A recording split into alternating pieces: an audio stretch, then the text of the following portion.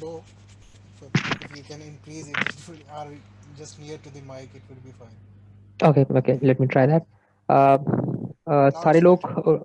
जी असल में I'm holding mic in my hands, that's why maybe because that's of because that you can hear me properly. अच्छा, सारे लोग उर्दू समझ सकते हैं और should I use English for communication? Is there someone who cannot understand Urdu? I think everyone can understand Urdu. A mix and match will be fine. Yeah, yeah.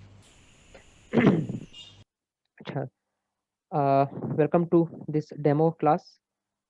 मेरा नाम हारिस है और मैं आप लोगों का CISSP इंस्ट्रक्टर हूँगा। अबाउट द इंस्ट्रक्टर, मैं 12 साल से IT इंडस्ट्री में काम कर रहा हूँ और बिलो मेंशन मेरी सर्टिफिकेशंस हैं जो कि मैं मुख्तलिफ अपने IT के सफ़र में होता हुआ कवर करता हुआ आ रहा हूँ। जिसमें मेरा मुख्तलिफ डोमेन्स में एक्सपीरियंस है, from networks to systems to IT security to information security. और इस क्लास में हम लोग बेसिकली CISSP को ही डिस्कस कर रहे होंगे। So since I am CISSP certified this year, so I have an authorization कि मैं टीच भी कर सकता हूँ और गाइड भी कर सकता हूँ सिक्योरिटी डोमेन्स के अंदर। सो हम लोग शुरू करते हैं। जो CISSP है, ये टोटली 8 डोमेन्स पर मुश्तमिल है। हम लोग क्विकली हम लोग थोड़ा-सा इनकी टॉपिक्स को थोड़ा-थोड़ा डिस्कस कर लेंगे। But mainly this class is for intro कि CISSP क्या है? CISSP के अंदर किस किस कहाँ से किस चीज़ के लिए किस तरह से तैयारी करनी होती है? हम लोग आप लोगों को क्या प्रोवाइड कर सकते हैं जो कि if you guys attend this training session, तो हम आपको अपनी तरफ से क्वेश्चंस, स्टडी मटेरियल, ये हमारी तरफ से एज अ गुडविल हम प्रोवाइड करेंगे। ठीक है। About the domains, there are 8 domains. इससे पहले इसमें 10 डोमेन्स हुआ करती थी और ये फिर स्क्वीज होके फिर 8 डोमेन्स में कन्वर्ट कर दी गई।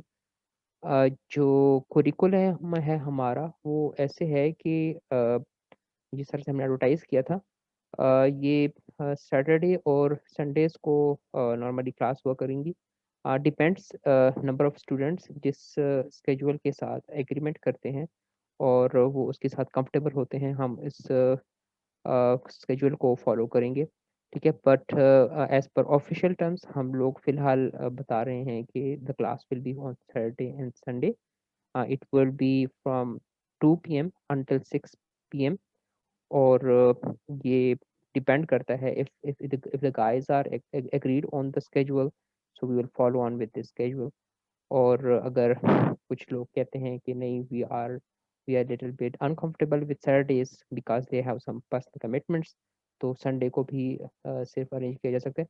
बट ओवरऑल जो क्लास का टोटल सेशन होगा, वो होगा 40 आवर्स का। हम लोग 40 आवर्स तक हम लोग ये सेशन 40 आवर्स तक कंटिन्यू करेंगे ये सेशंस। और सेशन के दौरान हम डिस्कशंस भी करेंगे, मुख्तलिफ टॉपिक्स भी डिस्कस होंगे, क्वेश्चन आंसर्स का सेशन भी होगा। सो 4 आवर्स पर डे हम लोग कवर कर रहे होंगे। और ये जो मैंने एक स्केड्यूल छोटा सा 5 दिन का बनाया हुआ है, it was a kind of a rigorous session. Say for example, if you guys are like comfortable with moving on with a 5 day session, तो वो भी एक ओपनली हम लोग कवर कर सकते हैं।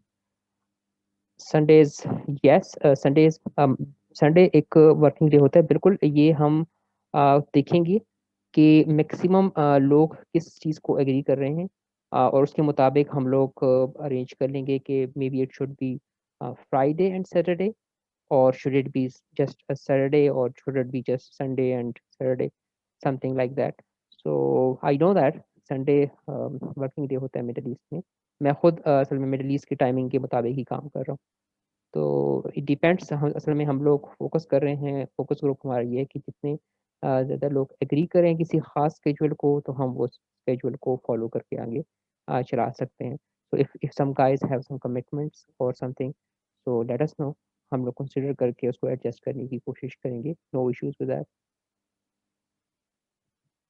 सो जैसे मैंने आपको बताया कि इस क्लास डेमो क्लास में हम शुरू में हम लोग पहले हम डिस्कस करेंगे CSP के इंट्रो के बारे में कि CSSP क्लास के अंदर CSP जो एग्ज़ाम है वो क्या है, और इसकी जो डिमांड है और इसकी जो क्रेडेंशियल्स को हासिल करने की जो वैल्यू है, आई बिलीव आप लोगों को पहले से पता होगी।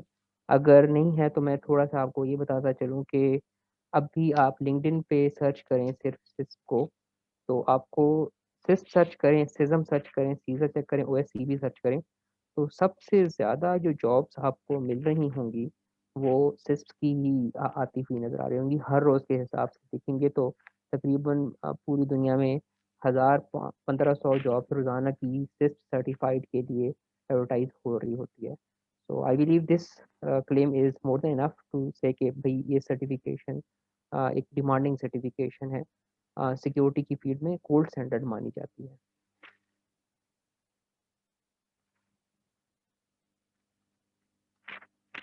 जी, बिल्कुल, बहुत ज़्यादा इस तरह की जॉब्स हैं जो कि अभी अनफिल्ड हैं, और उसमें सिक्योरिटी की स्किल जो है वो काफ़ी शॉर्टफॉल कर रही है। तो सिस्प जो है वो आपको 360 डिग्री सिक्योरिटी कॉन्सेप्ट्स और नॉलेज एरियाज़ कवर करके देता है।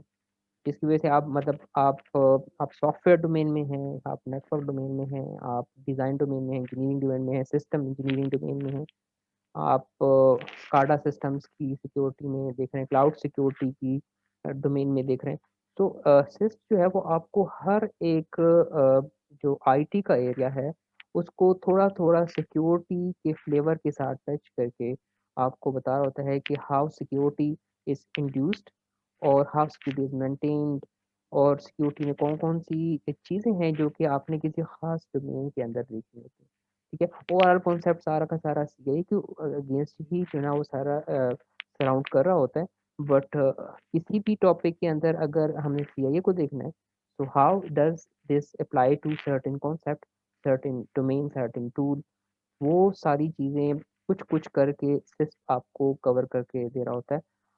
अबाउट द ऑडियंस अगर हम बात करें कि इसकी ऑडियंस कौन होनी चाहिए, क्या नहीं होनी चाहिए। बहुत सारे लोगों का एक एक एक स्कूल ऑफ थॉट ये कहती है कि ये एक एक टेक्निकल मैनेजमेंट सर्टिफिकेशन है। सो ये एक हाई लेवल मैनेजमेंट के पर्सन जैसे कि सीईओ है, या आईटी सिक्योरिटी डायरेक्टर है, या आईटी डायरेक्टर है, इसके लिए ज़्यादा सूटेबल होती है। कुछ लोग ऐसे भी कहते हैं कि जो लोग साइबर सिक्योरिटी की फील्ड में अभी एंटर होना चाह रहे हैं और जानना चाह रहे हैं कि या कोई सिक्योरिटी की जॉब स्कोर करना चाहते हैं, या वो ऑलरेडी अभी परफॉर्मेंस सर्विसेज या सर्विस जॉब कर रहे हैं, आईटी सपोर्ट सर्विसेज या डिप्लोयमेंट इस तरह की कोई जॉब कर रहे हैं, ठीक है, और वो अभी सिक्योरिटी को समझ के और उस तरफ अभी स्विच करना चाह रहे हैं, या उनका भी नया रोल अभी सिक्योरिटी है जिसको अडॉप्ट करना चाह रहे हैं।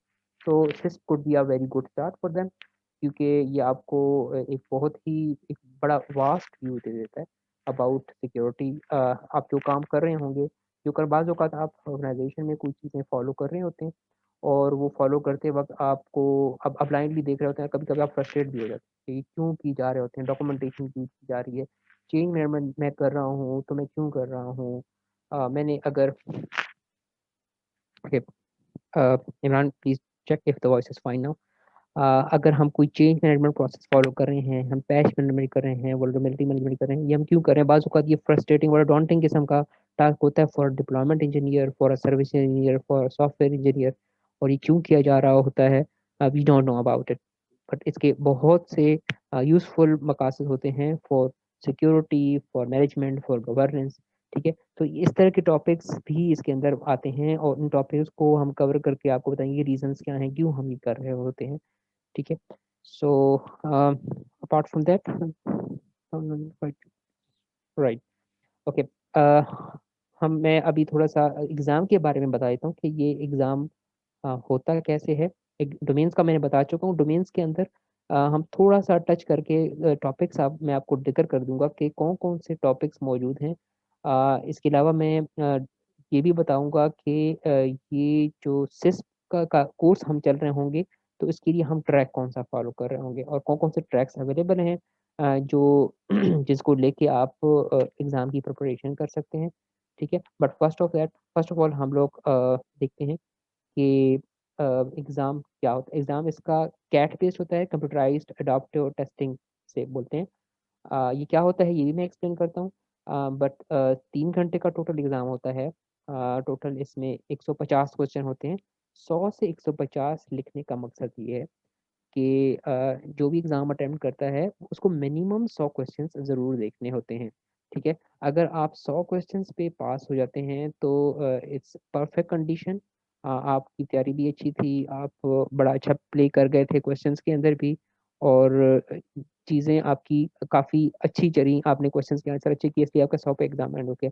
But if things don't go the right direction तो बाज़ औक़ात आपका एग्ज़ाम 105, 110, 120 और वर्स्ट कंडीशन में कभी-कभार 150 पे भी आ जाता है और उस वक़्त भी आपको शायद वहाँ क्वेश्चन 150 देखकर उनको आंसर करना होता है। सो ये कब होता है और कैसे होता है इसका कैट के ऊपर हम जान लेते हैं। कैट बेस एग्ज़ाम ऐसा एग्ज़ाम होता है जिसमें आप जब एग्ज़ाम देते हैं, जब आप एग्ज़ाम एग्ज़ाम में क्वेश्चन्स के आंसर्स कर रहे होते हैं, तो जब आप आंसर कर रहे होते हैं, तो आंसर करने के साथ-साथ पीछे जो एग्ज़ाम इंजन है वो आपकी परफ़ॉर्मेंस को भी मॉनिटर कर रहा होता है, मेज़र कर रहा होता है। और दूसरी चीज़ वो आपका एग्ज़ाम कैलकुलेट भी कर रहा होता है, मतलब मार्क भी कर रहा होता है। आप कोई क्वेश्चन का आंसर देते हैं, तो वो उसको देखता है और मार्क करके देखता है कि अच्छा ठीक है, ये क्वेश्चन का लेवल से फॉर एग्ज़ाम्पल 1 से 8 की रेंज में से फॉर एग्ज़ाम्पल लेवल 3 था, तो अभी मैं उनको आपने 3 लेवल का क्वेश्चन आंसर कर दिया, तो let's throw him a level 4 question. So level 4 question आपको कहेगा वो लेवल 4 लेवल लेवल से मुराद ये है कि क्वेश्चंस की डिफ़िकल्टी लेवल्स होते हैं कुछ। कुछ क्वेश्चंस बहुत मुश्किल होंगे, कुछ बहुत आसान होंगे। बहुत आसान से मुराद मतलब ये होता है कि जिसका आंसर आप आसानी से सोच के बता सकते होंगे, जिसमें आपको ज़्यादा सोचने की ज़रूरत नहीं होगी और मुश्किल क्वेश्चन ऐसा होगा जिसमें आपको थोड़ा-सा डिसीज़न और थोड़ी-सा टाइम लगा के सोच के आंसर करना पड़ रहा होगा। सो आप लेवल 2 का आंसर कर देंगे तो आपको लेवल 3 का फिर से लेवल 4 का इस तरह से करके वो आपको ज़रा डिफ़िकल्टी लेवल बढ़ा के आपको क्वेश्चंस जो है ना प्रेज़ेंट करना शुरू कर देता है इंजन। सो फर्स्ट थिंग वो परफॉर्मेंस चेक कर रहा होता है, सेकंड थिंग आपको डिफ़िकल्टी लेवल भी चेंज करके दे रहा होता है। ठीक है? तो एग्ज़ाम में कैसे ये अप्लाई होता है? सिर्फ़ एग्ज़ाम में ऐसे होता है कि आपकी ईयर डोमेन्स हैं तो आपको जब शुरू में क्वेश्चंस आना शुरू हो जाएँगे, तो पहले शुरू में क्वेश्चंस आप जब फ़र्ज़ करें कि डोमेन 1 में से आपने एक क्वेश्चन आंसर कर दिया, दूसरा कर दिया, तीसरा कर दिया, आप 3-4 आंसर करेंगे तो एकदम से एग्ज़ाम जो है ना वो चेक करेगा इंजन जो है ना वो चेक करेगा ठीक है आपका डोमेन 1 में काफ़ी बेहतर नॉलेज है, ठीक है 3-4 क्वेश्चन आपने एकदम से सारे के सारे फ़ौरन से आंसर कर दिए। तो एकदम से वो डोमेन 2 में जाएगा या डोमेन 4 में जाएगा बट रैंडमली कोई और 7 डोमेन में से कोई एक चूज़ करेगा और उसको चूज़ करके उसकी बेस पे आपसे क्वेश्चंस पूछ रहा होगा, फिर उसमें भी इसी तरह से आपसे चेक करेगा। पर अल्टीमेटली इंजन का मकसद ये होगा कि वो आपसे आपकी वीक डोमेन पता करने की कोशिश करेगा। वो आपको मल्टीपल रैंडम क्वेश्चंस दे रहा होगा और उस रैंडम क्वेश्चंस की बेस पे वो आइडेंटिफ़ाई करने की कोशिश करेगा कि आपका weak point, weak topic, weak domain क्या है, ठीक है? सो जब क्वेश्चन हल कर रहे होते हैं ना तो उस वक़्त जो है ना आपको अंदाज़ा नहीं होता कि आप सही करें या गलत करें। तो एक्सपीरियंस के मुताबिक कुछ लोग 2 चीज़ें हैं लोगों ने नोट की हैं कि बाज़ औक़ात क्वेश्चंस जो है ना लोड होते हुए टाइम लगा रहे होते हैं। तो जब ये लोडिंग में ज़्यादा टाइम लग रहा है तो लोग बाज़ औक़ात ये अज़्यूम करते हैं कि हाँ, ये क्वेश्चंस मैंने कुछ सही आंसर कर दिए तो डेटाबेस में से पिछला क्वेश्चन लोड होते हुए टाइम लग रहा है, तो शायद क्वेश्चंस के आंसर सही हो रहे हैं।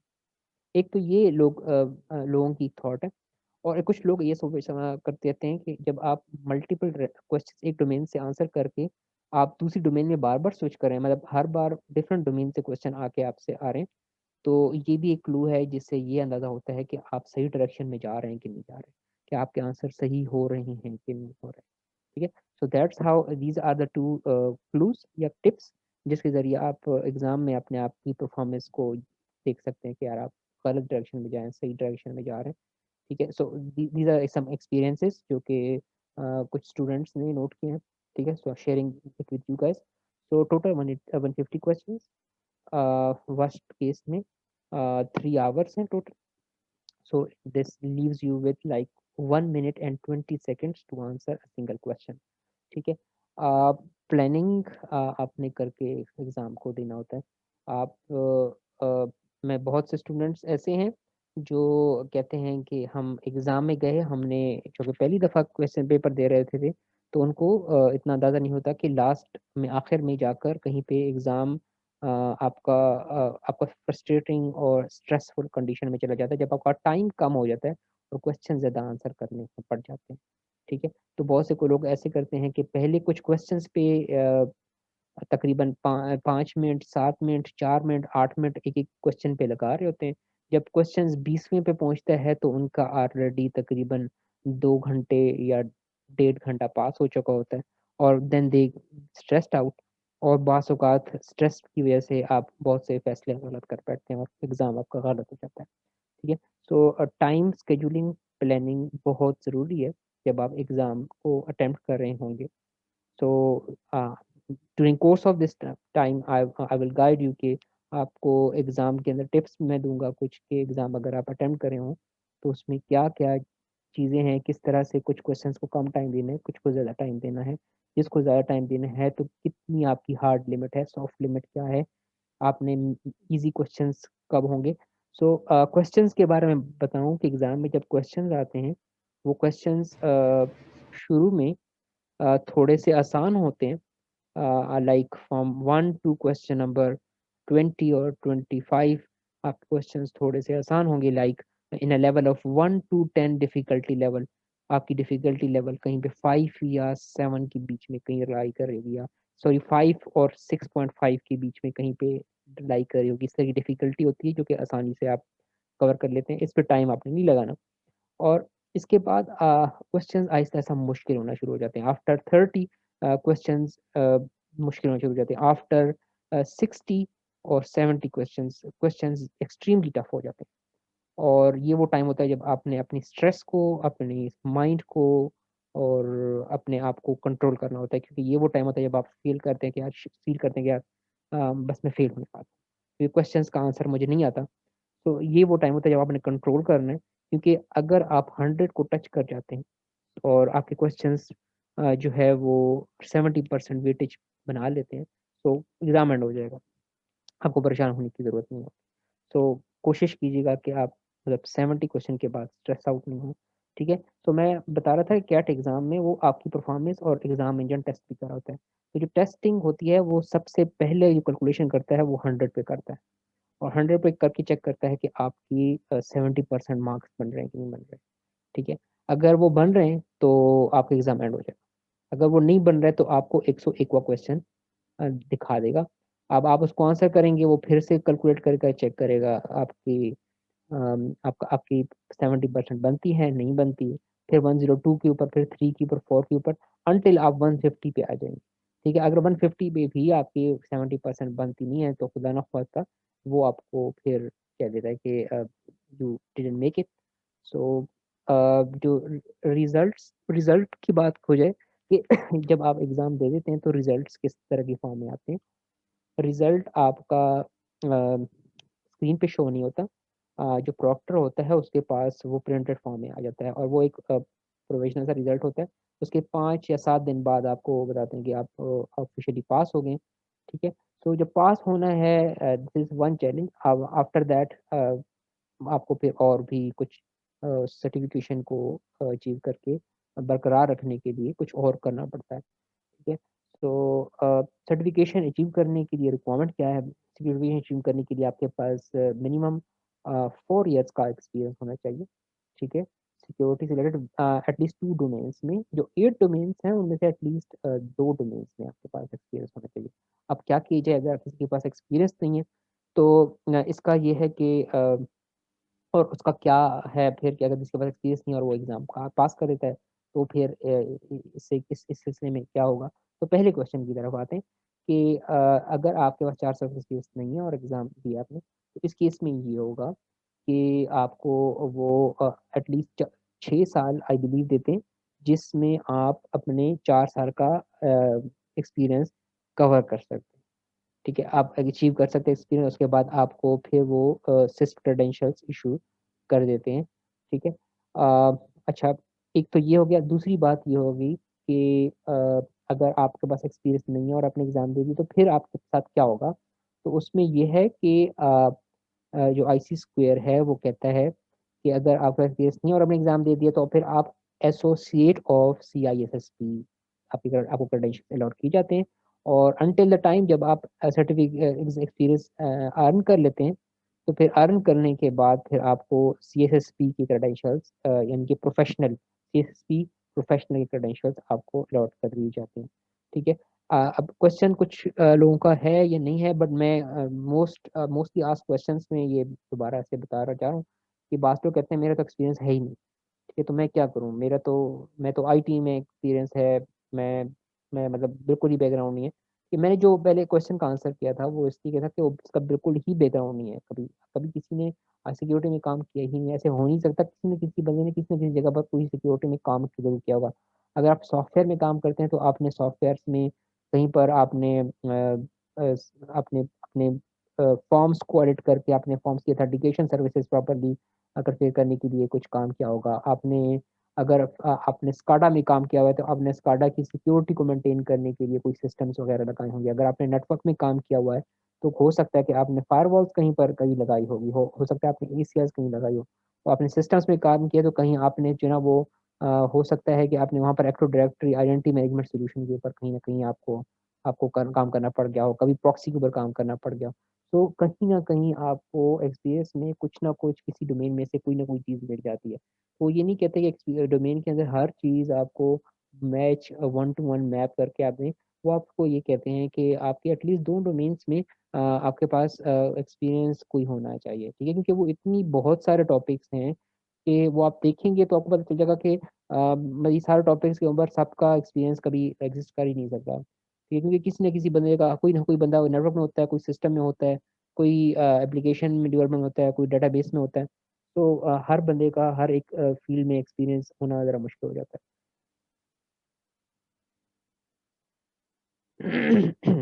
जी, इसका मैं आंसर अली मैं आपको करता हूँ कि एक्सपीरियंस अज़हर का अली असर का क्वेश्चन है कि एक्सपीरियंस कैसे प्रूव किया जाए? सो एक्सपीरियंस प्रूव कैसे कराते हैं?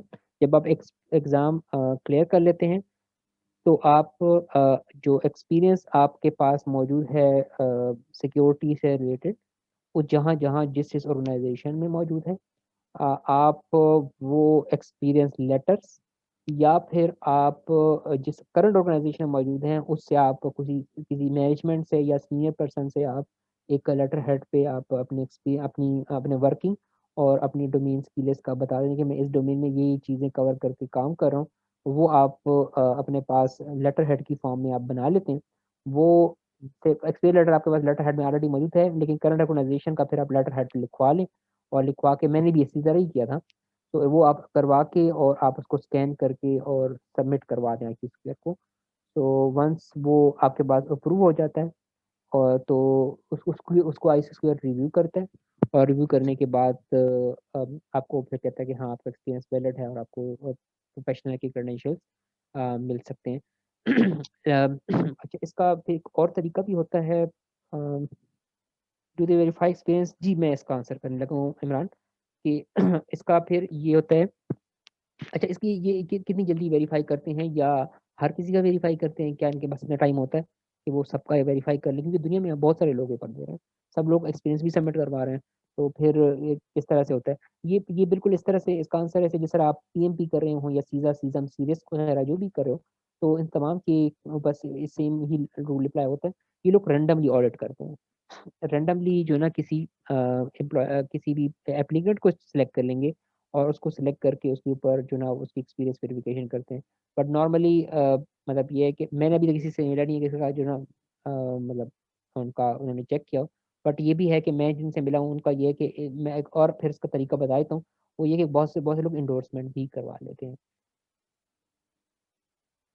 What about if somebody do unpaid job और internship have experience during that time? Uh, जी, अगर आपको इंटर्नशिप कर रहे हैं या काम कर रहे हैं वहाँ पर लेबर, आपके पास वही मैंने जैसे बताया कि आप पेपर अटेम्प्ट कर सकते हैं और आपको एसोसिएट ऑफ CSSP मिल जाएगा। और आप फिर उसके साथ अब during the course of time आप साथ में एक्सपीरियंस गेन करते रहें। जब आपका एक्सपीरियंस 4 साल का कंप्लीट हो जाएगा तो आप अप्लाई करेंगे, एक्सपीरियंस रजिस्टर करवाएंगे और वो आपको सिस प्रोफेशनल क्रेडेंशियल्स जो है ना अलॉट कर देंगे। हारिस, क्या एक जी क्वेश्चन जी मैं पूछ सकता हूँ? नहीं, श्योर मैं श्योर। मतलब ये है कि अगर किसी ने बहुत जगहों पे आप काम कर रहे होते हैं पिछला, उसमें 4 साल 3 साल जो है आपको पेड नहीं मिली, W2 नहीं आए या पे स्लिप नहीं आई, तो आप लिख सकते हैं उसको, एक्सपीरियंस में शो कर सकते हैं प्रूव करने के लिए? जी, जी, मैं आपको कह रहा हूँ कि आप पे स्लिप नहीं आई आपकी, नो इश्यूज़ विद दैट। जो चीज़ मैटर करती है स्क्वायर के लिए वो मैटर करती है आपका एक्सपीरियंस लेटर, या आप लेटर हेड के ऊपर कुछ लिखवा के लेकर आ जाएँ, ठीक है? मतलब ये भी आपको मैं बता दूँ कि ये भी मतलब मैं बहुत ही ऑफ़िशियल होके बात कर रहा हूँ। इससे थोड़ी-सी मतलब कंडीशंस और नरम हो सकती हैं, ठीक है? मतलब आपके पास एक्सपीरियंस लेटर्स मौजूद हैं, या आपके पास आप ऑलमोस्ट अगर आईटी प्रोफेशनल आई बिलीव कि आपके पास एटलीस्ट 2-3 इयर्स का एक्सपीरियंस कहीं ना कहीं आई सिक्योरिटी का निकल आएगा, नो इश्यूज विद दैट। तो इसमें आपको वरी होने की जरूरत नहीं है, ठीक है? Thank you. जी, और इसके अलावा एक और रास्ता मैं आपको अल्टरनेट फ्रॉम दैट, ये तो मैंने ऑफिशियल बातें की कुछ, इसके अलावा एक और तरीका होता है। वो ये होता है कि अगर आप किसी बंदे को जानते हैं जो आपको जानता है और वो आपको एंडोर्स कर सकता है, आपके एक्सपीरियंस को एंडोर्स कर सकता है। एंडोर्स करने का मतलब ये होता है कि मैं इमरान साहब को जानता हूँ से फॉर एग्ज़ाम्पल, या मैं अमान को जानता हूँ कि ये मेरे साथ काम करता है या मेरा दोस्त है या मेरा एक कोलीग है, या मैंने इसको कहीं आईटी इंडस्ट्री में देखा है, ये सिक्योरिटी के काम करता रहा है और इसका जो एक्सपीरियंस है वो जेन्युइन सिक्योरिटी से रिलेटेड एक्सपीरियंस है। सो मैं एंडोर्स करता हूँ और मैं बताता हूँ कि मतलब मैं विटनेस हूँ कि इनके एक्सपीरियंस जेन्युइन है, ठीक है? और मैं आपकी क्रेडेंशियल्स को एंडोर्स करता हूँ, ठीक है? और कहता हूँ आपकी जो रिक्वेस्ट है एक्सपीरियंस अप्रूवल की, एक्सपीरियंस रिव्यू की, वो मैं जो है अप्रूव कर देता हूँ। तो ये भी मैं अप्रूव कर दूँगा तो जो ऑडिट है वो उसके ऊपर होता है, लेकिन वो बहुत ही कम चांसेस हो जाते हैं कि उसके ऊपर ऑडिट होगा, ठीक है? बट होता है। कभी ना कभी साल में ज़रूर होता है। पर उससे फ़ायदा ये होता है कि आप 3 हफ्ते या 4 हफ्ते या महीना आईसी स्क्वायर का इंतज़ार करने के बजाय आप किसी ऐसे बंदे को कह दें कि वो आपको एंडोर्स कर दे जिसके पास सीएसएसपी की या आईसी स्क्वायर की कोई सर्टिफ़िकेशन मौजूद है। वो आपको एंडोर्स कर देगा तो आपका 2 हफ्तों में काम हो जाएगा। और 2 हफ्तों के बाद आपके पास अप्रूवल आ जाएगी कि आप सीएसएसपी सर्टिफ़ाई हो चुके हैं। तो आपकी क्रेडेंशियल्स, आपका सर्टिफ़िकेट, आपका कार्ड, वो हम आपको 1 महीने या 2 महीने के अंदर इश्यू करने वाले हैं। एंडोर्समेंट एंड एक्सपीरियंस लेटर, जी, अमान, आई बिलीव क्लियर हो गया होगा क्वेश्चन एंडोर्समेंट और एक्सपीरियंस का। If not clear let me know, I will explain it back again. Endorsed person should be CSP certified, yes। Well return Imran साहब ये होता है कि आईसी स्क्वायर की सर्टिफिकेशन की हुई हो, ठीक है? बट सिस्ट के साथ मैंने तो सिस्ट वाले के साथ ही किया था, बट लिखा हुआ ये है कि आईसी स्क्वायर की सर्टिफिकेशन कोई की हुई हो उसने। सो आई बिलीव किसी को क्वेश्चन हो तो बताइएगा, वरना मैं आगे आगे चलता हूँ और एक्सप्लेन करने के लिए। ओके। सर इसका जो अ, इसकी कोर्स प्रिपरेशन जो है, जी एक तो ये पूछना था कि उसको कितना टाइम मतलब देना चाहिए, क्योंकि मतलब एज मतलब जो हम सब लोग जो है ऑलमोस्ट जो है वो जॉब करते हैं, तो हमें कितना टाइम इस एग्जाम प्रिपरेशन पे स्पेंड करना चाहिए। और क्योंकि मैंने ये देखा है कि आपकी डिस्ट्रैक्शन होती है जब आप मल्टीपल बुक्स को जो है वो पढ़ने लग जाते हैं, इधर से भी नोट्स इकट्ठे कर रहे होते हैं, उधर से भी, और उसमें टाइम ज़ाया होता है, पढ़ा नहीं जाता। तो मतलब बिल्कुल जो टारगेटेड स्टडी जो है वो काइंडली हमें ज़रूर बताइए कि इसकी टारगेटेड स्टडी जो है वो क्या है। जी, आपने 3 चीज़ें बताई, बुक्स और टाइम और टारगेटेड स्टडी। ये 3 चीज़ें, इनका आंसर मैं आगे करूँगा, अगली स्लाइड्स में कुछ आने वाला है इसका answer. So about the exam मैं वही पूछा था कि अगर कोई क्वेश्चन हो तो ठीक है, वगैरह मैं आगे चलता हूँ और आपके 3 क्वेश्चन आंसर हो जाएंगे। अगर नहीं होते तो री क्वेश्चन कीजिएगा मुझे, मैं आपको आंसर कर दूँगा। इनिशियली क्वेश्चंस के आंसर आगे मौजूद है। तो 3 घंटे का एग्ज़ाम है, 180 क्वेश्चंस हैं, सॉरी 180 मिनट्स हैं, 3 घंटे और 150 क्वेश्चंस होंगे। और मतलब ये कि मोस्ट ऑफ द टाइम एक लोग जो है वो 100 से 110 के बीच में पास कर लेते हैं, ठीक है? अगर 200 है तो इसका मतलब ये है कि आप समझ लें बहुत लायक हैं आप, और आप बड़ी अच्छी तैयारी की रहती है। मतलब कि अगर 110 पे जा रहे हैं इसका मतलब ये नहीं कि आप लायक नहीं है और ये आपने तैयारी, इसलिए की तैयारी करना इज़ अ बिग चैलेंज और बहुत बहुत बहुत मेहनत करनी पड़ती है। ठीक है, सो आप 110 से भी पास हो जाएँ तो भी आप समझें कि यार बहुत ही, 150 से भी पास हो जाएँ तो भी आप समझें कि आप बहुत ही वैल्यूड हैं। ठीक है, क्योंकि पास करना it's not an easy job. ठीक है, पास करने पे एक और मैं बात याद दिला दूँ, बहुत से लोग कहते हैं कि इसके डम्प्स मौजूद हैं। तो मतलब आपको मैं ये बताऊँ कि मैं खुद जो है ना पहले इस तरह से करता रहूँ। Is there any interview after the exam ICS we are teaching? नहीं इमरान, कोई इंटरव्यू नहीं होता। ठीक है, सिर्फ एक्सपीरियंस रिव्यू और वेरिफिकेशन होती है। ठीक है, वो आपके रिव्यूअल अप्रूव हो जाती है, जो कि depends on 4 weeks until 2 to 4 weeks. 2 weeks अगर आप एंडोर्समेंट आपको मिलती है और 4 वीक्स अगर आप एंडोर्समेंट के बगैर आईसीएस स्क्वायर का इंतज़ार करते हैं कि वो आपके एक्सपीरियंस को वेरीफाई करें। तो आफ्टर 1 मंथ आपकी आईसीएस स्क्वायर की जिसकी सर्टिफिकेशन है वो अप्रूव हो जाती है आफ्टर पासिंग द एग्ज़ाम। ठीक है, जब आप एग्ज़ाम पास करेंगे उसके बाद फिर आप अपने क्रेडेंशियल सबमिट करेंगे। क्रेडेंशियल से मुराद अपने एक्सपीरियंस लेटर वगैरह सबमिट करेंगे।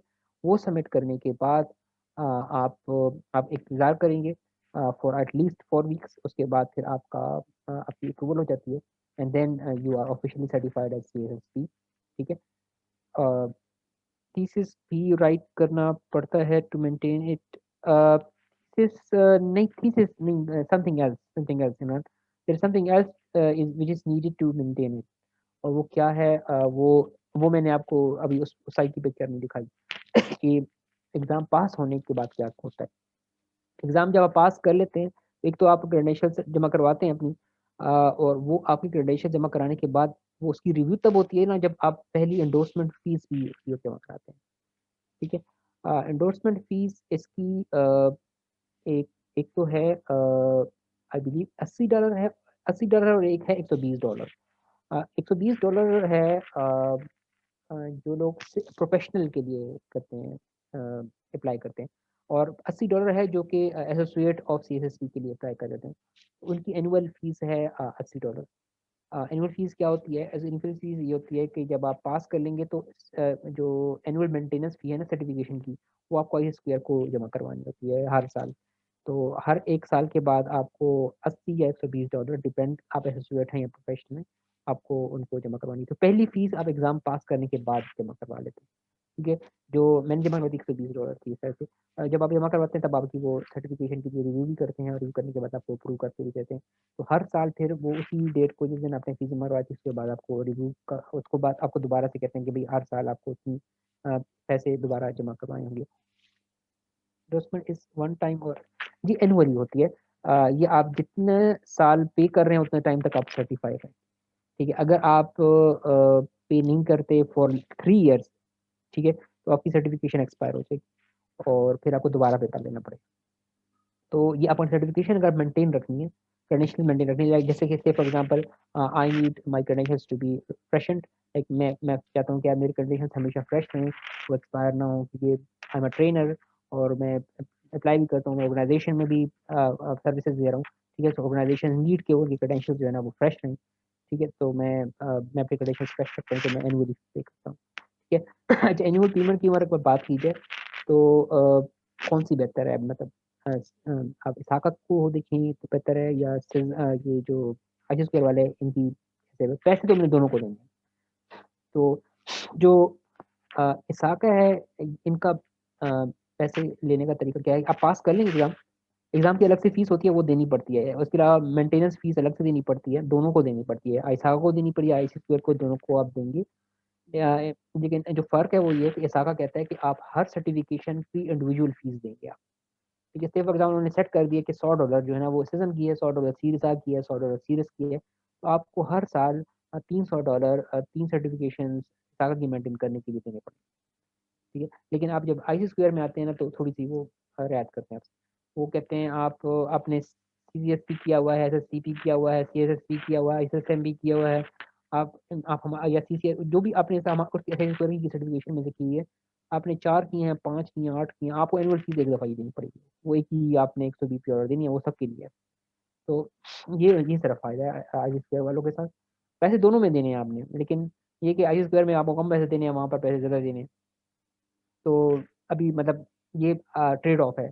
आपने अगर आप ट्रेनर हैं, आपकी ऑर्गेनाइजेशन आपको सपोर्ट करती है, या आप मतलब आपके पास कोई सपोर्ट है, तो आप भी फिर परस्यू कर सकते हैं, ठीक है। बट एज अ पाकिस्तानी मतलब आई गेस फैमिली लेंगे पाकिस्तान, और उसके बाद फिर मैं ये मेंटेन करता हूँ। It's a very costly business.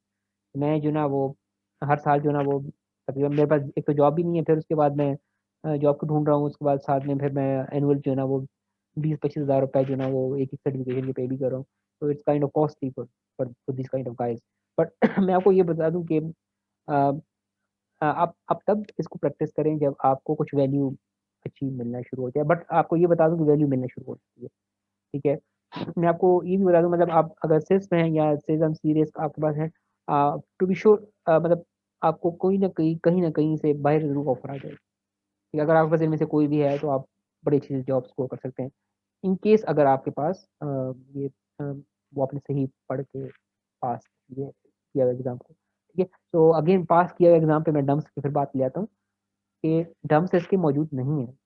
और मुझे मतलब मैं तैयारी कर रहा था, तो मेरे टाइम पे जो ना कुछ लोग तैयारी कर रहे थे, तो उन्होंने कोई $1600 के डम्स लिए थे इसके लिए। तो उनमें से 2 बंदों ने अटेम्प्ट किया, और उसमें से कोई 3-4 क्वेश्चन आए, बाकी सारे नए आए, वो फेल हो गए।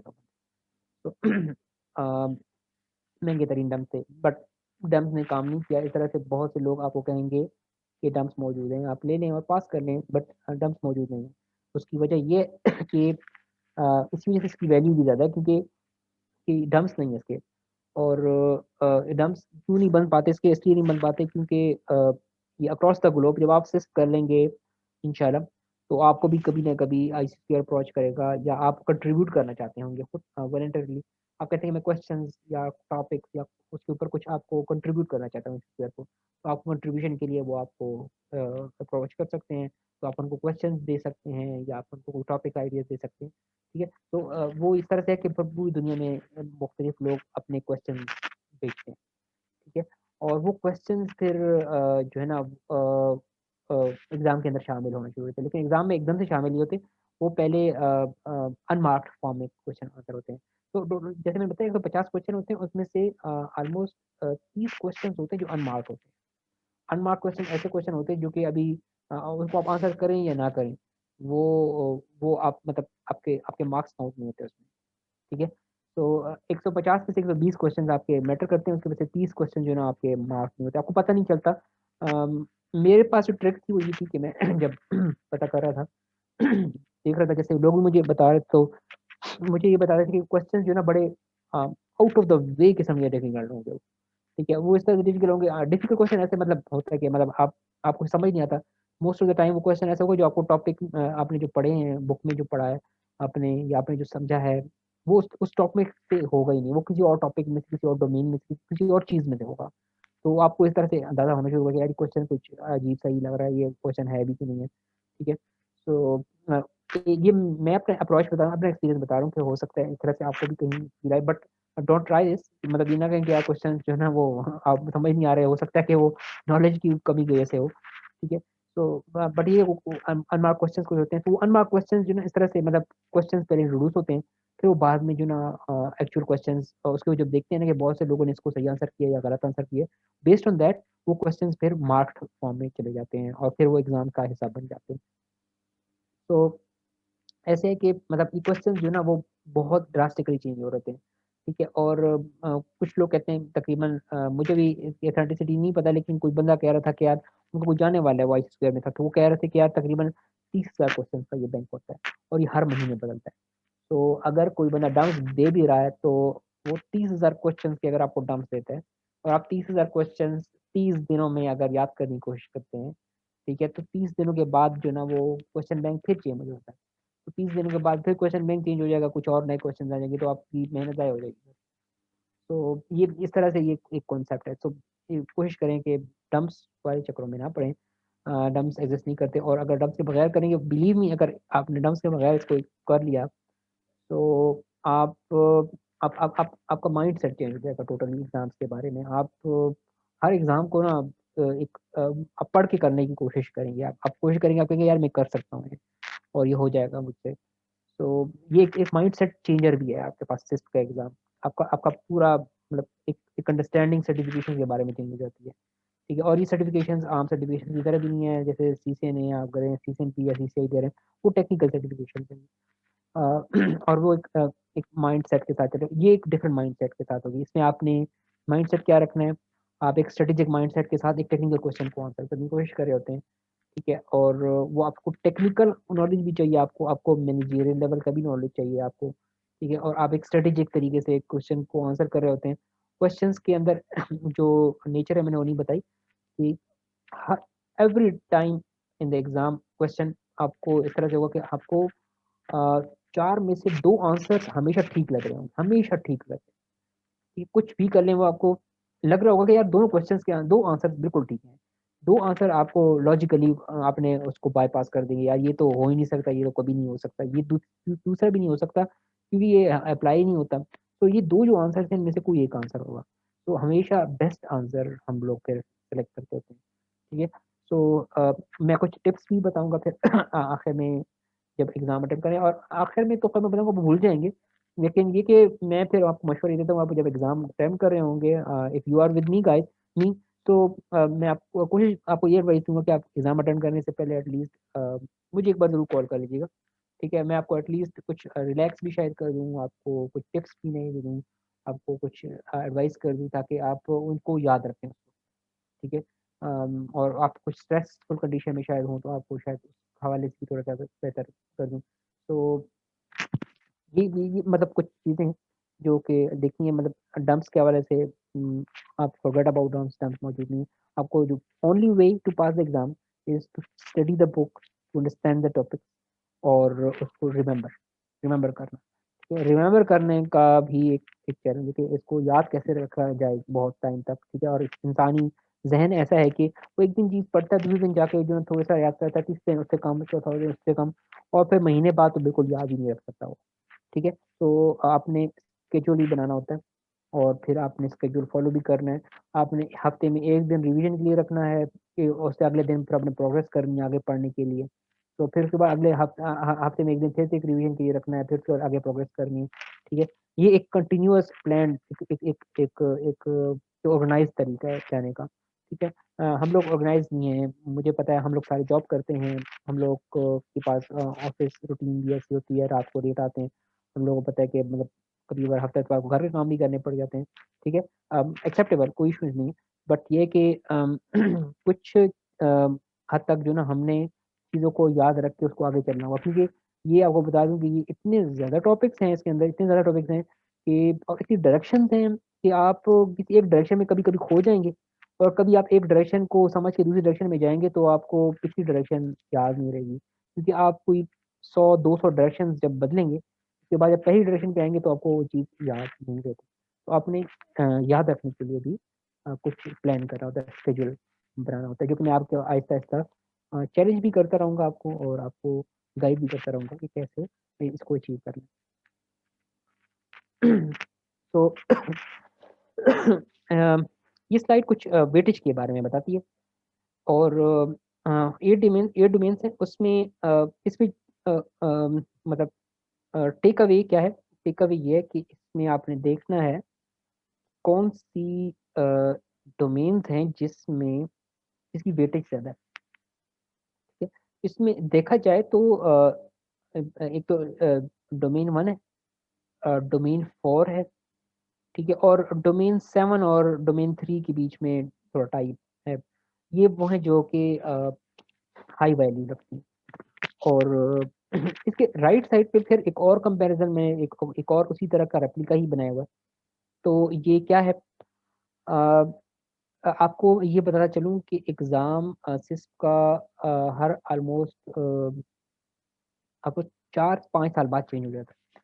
सो एग्ज़ाम अभी चेंज होने का टाइम ऑलमोस्ट आने वाला है। एग्ज़ाम चेंज हो जाएगा अ, मई 21 मई को इफ़ेक्ट हो जाएगा, इन इफ़ेक्ट हो जाएगा, ठीक है। तो 2015 में जब ये मतलब 2014 आई गेस 2014 में आई गेस चेंज हुआ था, तो उस वक्त 10 डोमेन्स थी। 2018 में जब चेंज हुआ तो फिर 8 डोमेन्स हो गई, और अभी दोबारा चेंज होने वाला है, तो अभी ये डोमेन चेंज नहीं हुई, ठीक है, और टॉपिक्स बहुत कम चेंज हुए। मैं आगे आपको थोड़ा सा एक्सप्लेन करूंगा कितने टॉपिक्स चेंज हुए, लेकिन यहाँ पर बहुत ही माइनर चेंज आई है यहाँ पर अभी एग्जाम में। जी बिल्कुल, दैट्स राइट, 21/21 को चेंज होने वाला है, दैट्स राइट। सॉरी। सो अभी जो चेंज आई है ना वो ये जो एवरेज में राइट साइड पे जो मैंने एक कॉलम डाला है नया, वो नए एग्जाम का मैंने डाला हुआ है। तो एक चीज़ जो चेंज आई है ना वो ये आई है कि डोमेन 4 और डोमेन 8 इसमें थोड़ी सी वेटेज, थोड़ा सा बस चेंज आया वेटेज का। 14 से 13 हो गई है और 10 से 11 हो गई है। तो ये बस थोड़े से ना 1% यहाँ पर कहीं एडजस्ट हुए, जो कि विच रियली रियली नेग्लेजिबल। ठीक है, जो टॉपिक से रिलेटेड चेंजेस आई हैं वो भी बहुत ही माइनर सी हैं, बहुत माइनर सी टॉपिक के अंदर चेंजेस आई हैं। और वो क्लेम करते हैं, वो बताते हैं कि जो चेंजेस हैं उनकी मोटिवेशन बीच में ये है कि वो चेंजिंग सिक्योरिटी लैंडस्केप और साइबर सिक्योरिटी को एड्रेस करने के लिए ये रखी हुई है। तो अभी अभी आजकल जो मतलब ज़्यादा हॉट टॉपिक्स और सिक्योरिटी से रिलेटेड चीज़ें चल रही हैं वो मोस्टली क्लाउड बहुत ज़्यादा चल रहा है, और सिक्योरिटी मॉनिटरिंग बहुत ज़्यादा जो है ना अभी हॉट चल रही है। तो इन्होंने भी इस तरह से किया कि सिक्योरिटी इंजीनियरिंग में क्लाउड के कुछ टॉपिक्स हैं, सिक्योरिटी आर्किटेक्चर इंजीनियरिंग में, जिसमें क्लाउड कंप्यूटिंग मॉडल्स है, डिप्लॉयमेंट और सर्विस मॉडल्स हैं। उसके अलावा इन्होंने ना यहाँ जो पिछली मतलब अभी जो एग्जिस्टिंग चल रही है उसमें उन्होंने ये डिप्लॉयमेंट सर्विसेज और जो इसके अलावा cloud delivery services delivery models वगैरह कवर किए हुए थे। इसके अलावा जो अभी नई उसमें उसने टॉपिक्स कवर किए हैं उसमें से एक टॉपिक है सर्वरलेस कंप्यूटिंग और कंटेनराइजेशन, ये कुछ है, और उसकी सिक्योरिटी के बारे में थोड़ी सी चीज़ें कवर करी हैं। ये कोई 2 टॉपिक शायद आई बिलीव इसके अंदर आए हुए हैं। और 2 टॉपिक का मतलब ये है कि समझ लें कि शायद 2 सफ़े या 3 सफ़े और ऐड कर लिए।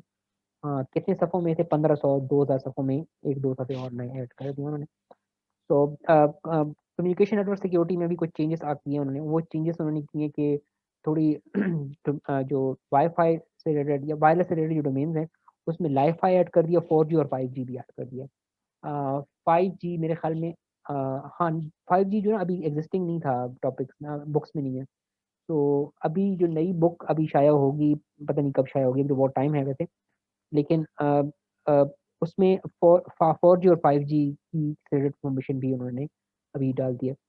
जो सॉफ्टवेयर डेवलपमेंट सिक्योरिटी है, इसमें एक एडिशनल टॉपिक जो मैंने देखा है वो आया है सोर्स से रिलेटेड, इन्होंने डाल दिया है। बाकी ट्रेडिशनल टॉपिक्स वही हैं, SDLC साइकिल्स वगैरह देखना, सॉफ्टवेयर से रिलेटेड बग्स देखना, सॉफ्टवेयर डेवलपमेंट साइकिल्स में सिक्योरिटी कैसे इंश्योर करना, इस तरह की चीज़ें तो कवर्ड है। बट कुछ थोड़ा सा जो एडिशनल टॉपिक्स हैं मैं उसको देख रहा हूँ कि चेंज क्या आई है। वो इसमें स्टोर का टॉपिक जो ना उन्होंने ऐड कर दिया। तो ये भी एक मतलब वही 2 सफ़े 3 सफ़े ये भी समझ लें। बट ओवरऑल मैं अगर देखूँ और बात करूँ चेंजेस कितनी आई हैं, तो मतलब शायद चेंजेस 3% शायद चेंज आई हो। 3% भी बहुत, मैं हाई एंड पे बता रहा हूँ ताकि मैं मतलब गलत ना हूँ। 3% तक ऑलमोस्ट 4% तक चेंज आई होगी, इससे ज़्यादा चेंज नहीं है। और आल अभी भी एग्ज़ाम ऑलमोस्ट वही है जो कि एग्जिस्टिंग अभी चल रहा है। ठीक है, और ये इन इफेक्ट भी 21 मई से ही होगा। ठीक है, लेकिन आई बिलीव आपकी प्रिपरेशन को देखते हुए और आपकी मतलब मसरूफियात को देखते हुए आई बिलीव आप ये दिन क्रॉस कर जाएंगे और आपको शायद नया एग्ज़ाम देना पड़ जाएगा। ठीक है, but again keep in mind ज़्यादा चेंजेस नहीं है, चेंजेस बहुत निग्लिजिबल हैं, 3 to 4% है, जो कि इवन के आप इग्नोर भी कर सकते हैं। But I would recommend not ignore, क्योंकि वो रिलेटेड नए टॉपिक्स हैं। जो नए टॉपिक्स आपको कहीं ना कहीं ज़िंदगी में नज़र आ रहे होंगे, डोमेन किसी भी जगह पर आपको दिख रहे होंगे ये चीज़ें। तो अभी बात आती है कि तैयारी करने के लिए क्या चीज़ की जाए और कौन सी बुक्स उठाई जाए, क्या चीज़ रिकमेंडेड है, कौन सी नहीं रिकमेंडेड। अच्छा, मैं पहले नंबर पे जो बुक रिकमेंड करना चाहूँगा आप लोगों को वो है शॉन हैरिस की ऑल इन वन, और 8th एडिशन, लेटेस्ट एडिशन का मैं आपको कहना चाह रहा हूँ कि ये आपको मैं रिकमेंड करना चाह रहा हूँ। सॉरी। इसकी तकरीबन 1400 सफ़े हैं और बुक बहुत डिटेल्ड में लिखी हुई है। और इसके बारे में जो तैयारी करने वाले हैं उनकी क्या राय है, वो कहते हैं कि अगर आपका पिछला सिक्योरिटी का बैकग्राउंड नहीं है, आप सिक्योरिटी के बारे में अच्छा नहीं जानते, एक पॉइंट, दूसरा पॉइंट, अगर आप सिक्योरिटी को डेप्थ में हर एक टॉपिक को देखना चाहते हैं, ठीक है, तो आप फिर ए ऑल इन वन बुक उठा लें और इसको पढ़ें, और आई बिलीव आपके टॉपिक्स पे कॉन्सेप्ट्स भी क्लियर हो जाएंगे। बहुत सारे कॉन्सेप्ट ऐसे हैं जो कि मैं चूँकि 6-7 साल से सिक्योरिटी में काम कर रहा हूँ, करने के बावजूद भी मुझे इस बुक में ऐसी चीज़ें मिली जो कि मैं सोच नहीं सकता था कि मैं शायद ये मैं क्यों नहीं जानता। तो मतलब बहुत सारे टॉपिक सिक्योरिटी के बहुत डिटेल में शॉन हैरिस ने कवर किए हुए हैं, ठीक है। आप फिजिकल सिक्योरिटी को देखें, फैसिलिटी सिक्योरिटी को देखें, बिल्डिंग सिक्योरिटी को देखें, डाटा सेंटर सिक्योरिटी को देखें, कैमरा को देखें। कैमरा के अंदर भी आपको बता देगी कि कैमरा कैसा होना चाहिए, किस टाइप का होना चाहिए फिजिकल सिक्योरिटी में, और वो कौन सा कैमरा किस मतलब बुलेट कैमरा है वो, या फिर वो पीडीजी कैमरा है, या मतलब किस तरह से वो कहाँ पर लगेगा, किस किस चीज़ के लिए होगा, फोकल लेंथ किस तरह की होगी उसकी, उसकी ज़ूमिंग कैसी होगी, डिजिटल ज़ूमिंग होगी, ऑप्टिकल ज़ूमिंग होगी, ये कहाँ पर कौन सी जगह पर ये कैमरा कहाँ पर इस्तेमाल हो सकता है। इस लेवल तक वो डिटेल में जाकर ये मैंने आपको एक फिजिकल सिक्योरिटी में कैमरा के ऊपर एग्जांपल दिया है। इसके अलावा सेंसर्स के ऊपर फिर वो एक बहुत बड़ा टॉपिक है। इसके ऊपर सेंसर्स की टाइप्स कौन सी होती हैं, कौन से सेंसर कौन सी जगह पर लगता है, डक्ट्स में कौन सा लगता है, डाटा सेंटर में कौन सा लगता है, रेस फ्लोर्स में कौन सा लगता है। इस तरह से वो उसकी एडवांटेजेस डिसएडवांटेजेस ये चीज़ें भी वो बुक में कवर करती है। ये मतलब मैं थोड़ा सा आपको टेस्ट दे रहा हूँ कि ये इस लेवल तक जाती है। और फिर उसके बाद अगर हम नॉर्मल टॉपिक ट्रेडिशनल टॉपिक्स के ऊपर जाते हैं, ट्रेडिशनल टॉपिक्स में सिस्प जो है, ये जो ऑल इन वन बुक इन्होंने जो शॉर्नेस लिखी है, इसने निस्ट को बहुत अच्छा कवर किया हुआ है, बहुत डिटेल में कवर किया। निस्ट के डायग्राम्स आपको दिखी, निस्ट के जो डॉक्यूमेंटेशन है उसकी डायग्राम्स आपको उसमें मिल रही होंगी, उसके रेफरेंसेस, उसके डायलॉग्स, बाज़ औक़ात कहीं पे सेंटेंसेस और पैराग्राफ्स भी वहाँ पर आपको उसके नज़र आ रहे होंगे। निस्ट की को मैंने यहाँ पर अभी ले आया हूँ थोड़ा बात करते हुए। जो सिस्प का एग्ज़ाम है ना, ये निस्ट की डॉक्यूमेंटेशन को देख के ही बनाया गया, ठीक है। और फिर निस्ट की डॉक्यूमेंटेशन बहुत ज़्यादा ड्राई होती है, तो इसलिए लोगों ने उसकी थोड़ा जो ना एक्सप्लेनेशन करने के लिए बुक्स वगैरह लिखी हैं। तो उनमें से सिस्प की एक बुक है, ये मतलब ऑल इन वन की है, फिर आई स्क्वायर वालों की अपनी ऑफिशियल गाइड है। 2 तरह की, वो मैं आगे आपको डिस्कस करूँगा। बट मतलब सिस्प जो एआईओ शॉन हैरिस ने जो लिखी हुई है, काफ़ी डिटेल्ड है।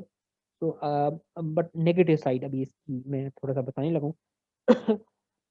नेगेटिव साइड ये है इसकी, क्योंकि 1400 सफ़े हैं, और मैं जब ये बुक पढ़ रहा था, मैंने ये बुक पढ़ी है तकरीबन 4-5 दफ़ा ये बुक पढ़ी, ठीक है। मैं 1.5 साल में तैयारी की थी मैंने इसकी। सो मैंने जितनी बुक्स मैंने बताई हैं सारी मैंने बुक्स पढ़ी हुई हैं। तो लेकिन ये बुक मैंने तकरीबन 4-5 दफ़ा पढ़ी है, और मुझे लोग रिकमेंड नहीं करते कि ये पढ़ें अब, लेकिन मैंने फिर भी ये पढ़ी क्योंकि मुझे ये अच्छी लगती थी, और क्योंकि ये डिटेल्ड थी और बड़ी मतलब इंटरेस्टिंगली आपको कुछ कोई कुछ किस्से कहानियों से भी कुछ चीज़ें समझाने की कोशिश करती है। सो जो नेगेटिव साइड इसकी ये है कि ये बहुत लंबी है, और इसको याद रखने का मसला है पहली चीज़। दूसरी चीज़ मसला ये है कि इसको कवर बंदा नहीं कर सकता। 1400 सफ़े करने के लिए ना मैं 40 सफ़े रोज़ाना के पढ़ता था, और फिर पढ़ के ना फिर भूल जाता था, फिर अगले अगले पढ़ रहा होता था। लेकिन ये कि मतलब मैं पढ़ता रहता था, पढ़ रहा था कि बुक कंप्लीट हो जाए। तो मैं 4-5 दफ़ा मैंने ये बुक खत्म की हुई है। फिर भी मुझे लगता है कि यार कुछ शायद टॉपिक मिसिंग है। बट ये इसकी नेगेटिव पॉइंट ये है कि ये बड़ी बहुत है और ये कम टाइम में नहीं हो सकती। इसके लिए आपको मिनिमम टाइम जो चाहिए as a Pakistani, as a non English citizen, ठीक है। हम लोग जो कि इंग्लिश इतनी अच्छी शायद समझ ना पाएँ, तो हमें पढ़ते हुए और समझते हुए काफ़ी, और जस्ट करते हुए और ये कॉन्सेप्ट्स को बैकग्राउंड पे समझने के लिए टाइम लग जाएगा। इसको देखते हुए मद्देनज़र रखते हुए ऑलमोस्ट अगर आप ज़रा नॉर्मल लेवल के बंदे हैं और आप समझते भी हैं, और आपके पास दिन में तकरीबन कोई 2 या 3 घंटे का टाइम दिया, तो आपको 5 महीने लग जाएँगे इसको पढ़ते हुए। तो इससे आप अंदाज़ा लगा लें कि आप इसको कर सकते हैं। 3 घंटे का टाइम दिन में आपके पास मौजूद है। वीकेंड पे आप 4 घंटे, 5 घंटे दे सकते हैं, और आप तकरीबन 4-5 महीने इसको खत्म करते हुए लग जाएँगे। खत्म करने की बात मैं कर रहा हूँ, याद करने की बात नहीं कर रहा। तो मतलब ये ज़रा आप नोट कीजिएगा। सो नेक्स्ट हम चलते हैं। ये मेरी बेस्ट रिकमेंडेशन में ये पहले नंबर पे रिकमेंडेशन मैं डाल रहा हूँ, और उसकी वजह ये है कि ये डिटेल में और बहुत अच्छी सिक्योरिटी के कॉन्सेप्ट्स को बताते हैं। तो ये फर्स्ट मेरी प्रायोरिटी है, अगर आप तैयारी करना चाहें, ये फर्स्ट है, फर्स्ट नंबर पे इसको आप काउंट कर सकते हैं। अच्छा, सेकंड पे मैं IC square official IC square की बुक रिकमेंड कर रहा हूँ, 1100 सफ़ों की है। इसके बारे में जो रीडर्स की राय है वो ये कि ये टू द पॉइंट है और हैंकी पेंकियाँ बहुत ज़्यादा नहीं मारती। मतलब ये कि बहुत ज़्यादा यूजलेसली टॉपिक को जो ना एक्सटेंड नहीं करेगा ये जो आथर है। जो पॉइंट है जितना नेसेसरी है आईसी स्क्वायर के एग्जाम के लिए उतना ही लिखेगा। अगर किसी टॉपिक को 10 लाइनें चाहिए किसी टॉपिक को एक्सप्लेन करने के लिए जो आईसी स्क्वायर एग्जाम के कोर्स कंटेंट के मुताबिक 10 लाइनें ही लिखेगा, 12 या 25 लाइनें नहीं लिखेगा उसके लिए। ठीक है, तो टू द पॉइंट है ये और साइज भी कम है और तकरीबन इसको अगर पढ़ेंगे तो आपको अगर रोजाना का 2 घंटे आप देते हैं और हफ्ते हफ्ते को इतवार को या 3-4 घंटे कहीं निकाल लेते हैं तो ऑलमोस्ट 3 मंथ्स शायद आपको ये पढ़ते हुए टाइम गुजर जाएगा। ठीक है, अच्छा ये पढ़ने के बाद फिर आपको क्वेश्चन प्रैक्टिस भी करने होते हैं।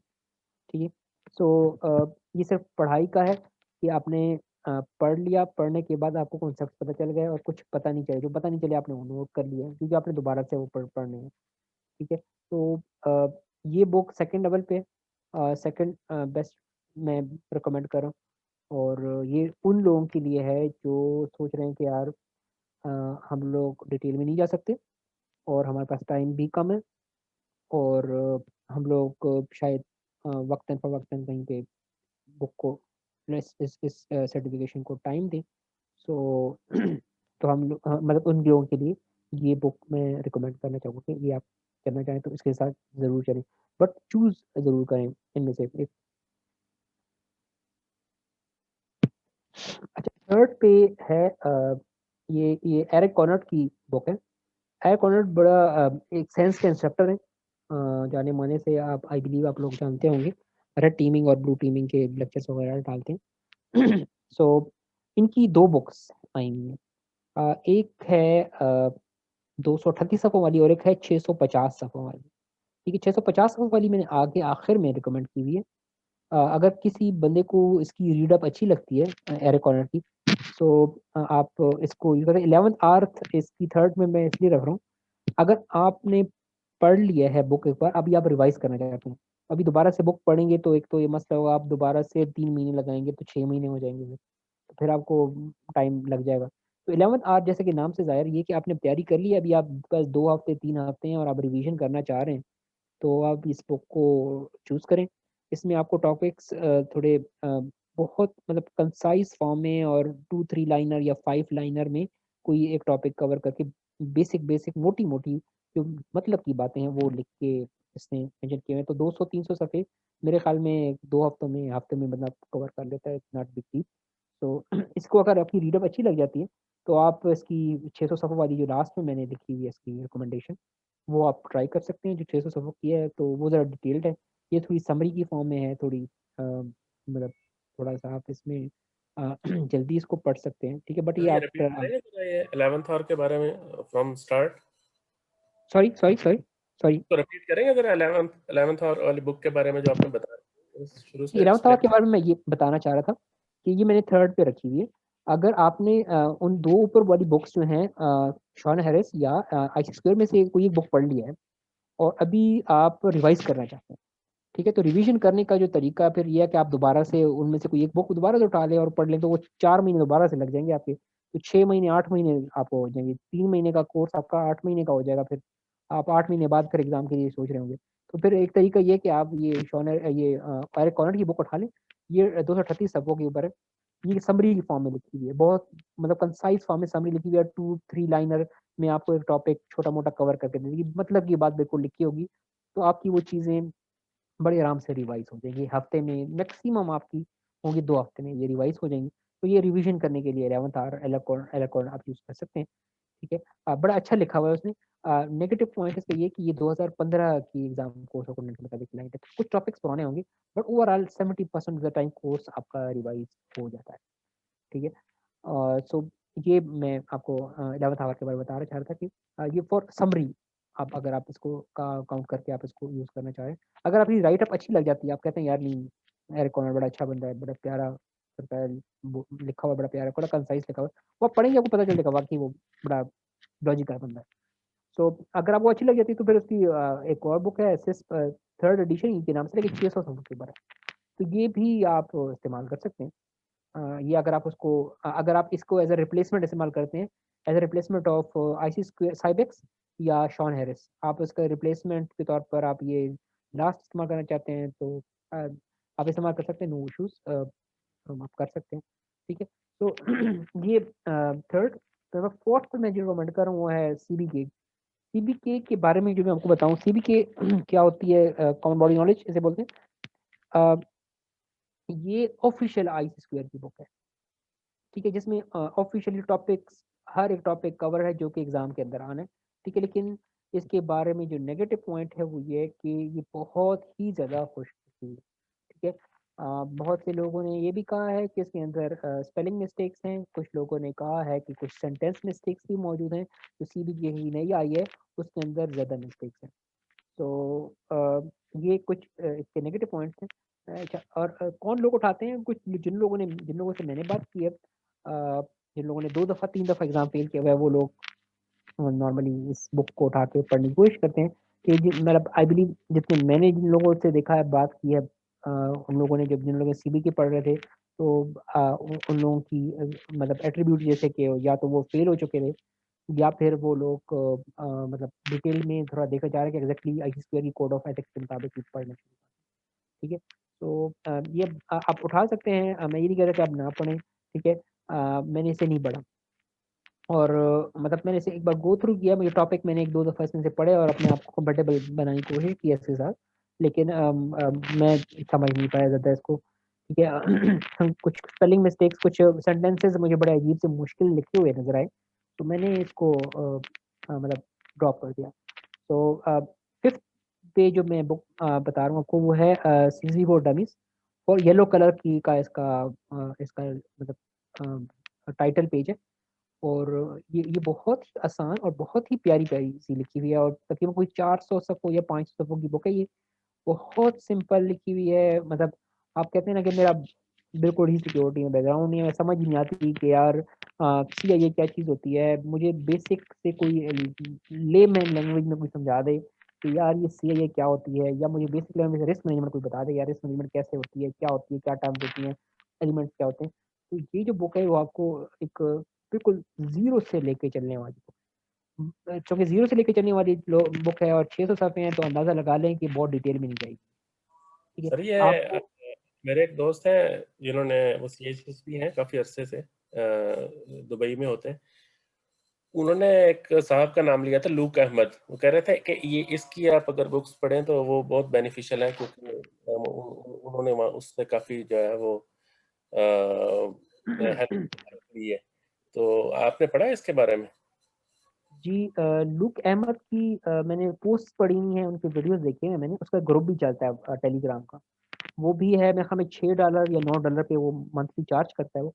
तो मैंने इसको देखा, काफ़ी अच्छा लिखता है वो भी, और कॉन्सेप्ट्स भी हैं, लेकिन प्रॉब्लम ये है कि वो फिर आपको सब्सक्रिप्शन लेनी पड़ती है, या कुछ फ्री उसके लूक अहमद की वेबसाइट पे पड़े हुए हैं, उसकी वेबसाइट पे लोगों के वो भी पड़े हुए हैं कि यार किस लोगों ने पास किया है तो किस तरह से पास किया है। उसके जो कुछ छोटे मोटे वीडियोस बने हैं वो भी बड़े प्यारे से, ठीक है। लेकिन आपको हर्डल ये होगी ना कि वो वीडियोस कंप्लीट नहीं होंगे। वो क्या करता है कि फर्ज़ करें कि मैं रिस्क मैनेजमेंट बताऊँगा ना, रिस्क मैनेजमेंट टॉपिक 1, 2, 3, 4, 5 टॉपिक्स हैं। तो वो क्या करेगा, 3 और 4 उठा के ना वेबसाइट पे डाल देगा। वो 3 और 4 पढ़ेंगे ना, आपको बड़ा मज़ा आएगा और देखेंगे। लेकिन 5-6 टॉपिक्स उसमें नहीं होगा, तो फिर आपको बड़ा अजीब-सा फ़ील होगा, ठीक है। तो उसकी वजह भी ये है कि वो कहता है कि यार किसी तरह से मेरी सब्सक्रिप्शन ले लो। तो मतलब ये कि वो लिखता बड़ा अच्छा है, और वीडियोज़ बड़े प्यारे हैं उसके, और कॉन्सेप्चुअली वो बहुत अच्छे हैं। अगर आप उसको फ़ॉलो कर सकते हैं, और टेलीग्राम ग्रुप पर जॉइन करना है, टेलीग्राम ग्रुप की क्या मतलब, मैं उसके लिए आपको ये कह दूँगा कि अगर आप वैसे ही आपस में फ़र्ज़ करें कि आप कोई ग्रुप में जहाँ पर पढ़ रहे हैं, आप उनको आपस में मिल के आप आपस में जो है ना एक-दूसरे से क्वेश्चन एरिया पढ़ना, वो आपका ग्रुप सबसे अच्छा ग्रुप होगा, ठीक है। वो फ्री भी होगा, वो आप उसमें आप एक-दूसरे से क्वेश्चन भी कर सकते हैं, ठीक है। तो ये भी है, लेकिन उसका ग्रुप अगर आप जॉइन करना चाहते हैं वो भी बड़ा अच्छा है। मैंने तो सुना है कि बहुत से लोग जो है ना उससे काफ़ी हेल्पफुल उनके लिए है मौजूद है। Are books available in soft form? Better is share download link. Yes, sure. Imran मेरे पास बुक्स मौजूद हैं, मैं आपको उसके लिंक्स वगैरह आप लोगों को शेयर कर दूंगा इंशाल्लाह, और आप उसको यूज़ कर सकते हैं फॉर योर प्रिपरेशन। ठीक है, तो सीएससी डमी की बात हो रही थी। हाँ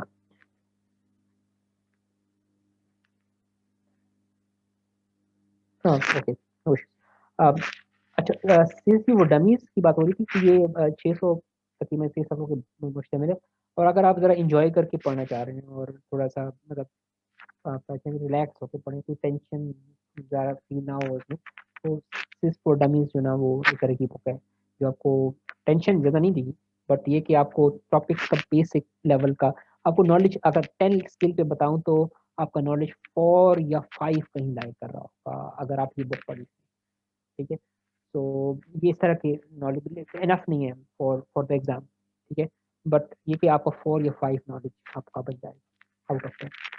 और लास्ट में आपको मैंने वही एरकोनट की 3rd एडिशन की बुक बताई, ये वही 600 सफ़ों वाली है, और अगर आपको एरकोनट की राइट अप अच्छी लगती है so you can go for that. So मतलब बहुत बेहतर है ये भी।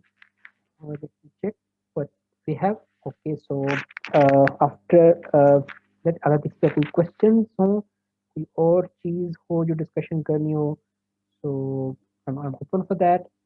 और आई बिलीव क्लासेस का मैं आपको बता चुका हूँ, classes would be on description of users, sorry students, कि उनको कौन सा स्केड्यूल सूट करता है, and we will be following up that schedule. So I believe ये छोटा सा इंट्रोडक्शन था अबाउट सिस्प, और इसमें मैंने आपको थोड़े बुक्स के बारे में बताया, कुछ तैयारी कराने का तरीका बताया, और और साथ स्केड्यूल का बताया कि स्केड्यूल आप एक मेंटेन रखते हो, आप करते हो, स्केड्यूल के साथ चलते हो, और नोट्स बनाते हो। नोट्स मैंने आपको नोट्स का मैं आपको अपनी पर्सनल एक्सपीरियंस में बताऊं तो मैं हाथ से मैं 1-2 रजिस्टर में फिल कर चुका हूँ, और साथ में मैं माइंड मैप बनाता रहा हूँ काफ़ी ज़्यादा, और माइंड मैप सीखने के लिए भी मैंने 2-3 दिन लगाए थे जो किस तरह से माइंड मैप बनाते हैं। तो माइंड मैप का ये फ़ायदा होता है कि आप 10 सफ़े 15 सफ़े जो है ना वो आप एक सफ़े पे ले आते हैं, और वो एक सफ़ा आप एक दिन में आप पढ़ के आप 10 सफ़े रिवाइज कर लेते हैं। ठीक है, तो माइंड मैप बनाना सीखें, नोट्स बनाना सीखें, स्केड्यूल बनाएं, स्केड्यूल को फॉलो करें, हफ्ते में एक दफ़ा ज़रूर रिवीजन करें, और इसके अलावा अपने आप को ट्राई करें। आप जब पढ़ लेते हैं तो अपने आप को चैलेंज करें, चैलेंज करने के लिए क्वेश्चंस बैंक हैं, कुछ मैं भी आपको शेयर कर दूंगा, तो वो क्वेश्चंस आप ट्राई करें और उसमें चेक करें कौन सी चीज़ गलत है।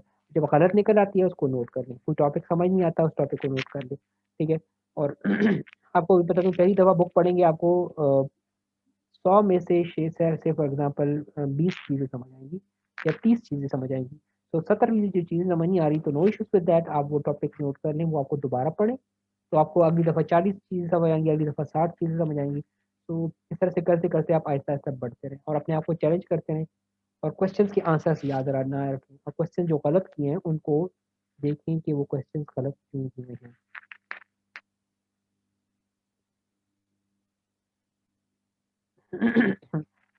It's not memory test. ठीक है, मेमोरी टेस्ट, और इसका मैं आपको बता दूं, जब आप एग्जाम की तैयारी कर रहे होंगे तो सबसे पहले आपको मेमोरी बैरियर तोड़ना पड़ेगा, आपको आपको बहुत सी चीज़ों के बारे में याद रखना होगा।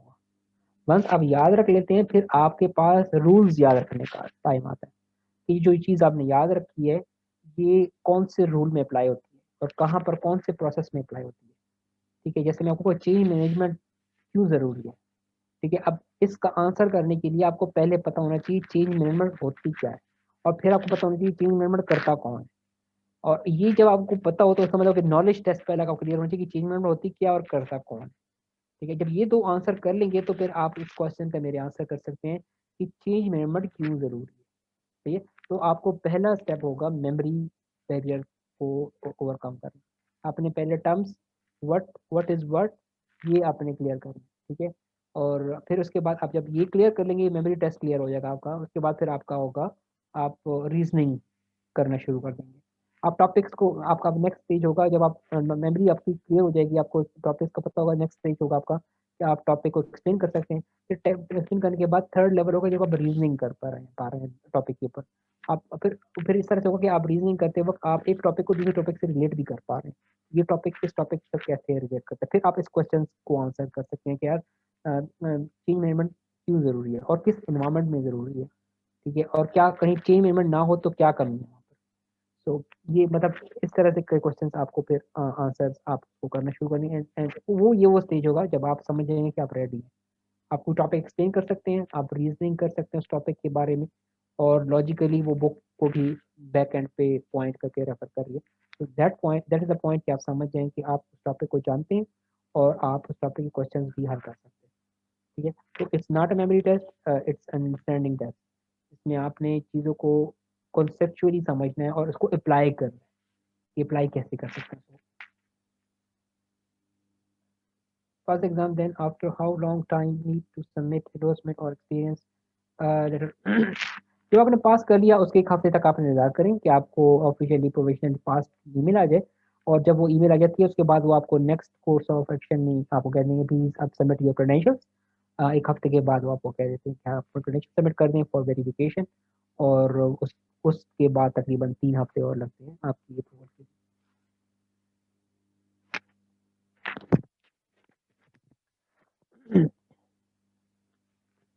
सो और किसी का कोई क्वेश्चन हो तो प्लीज डू आस्क।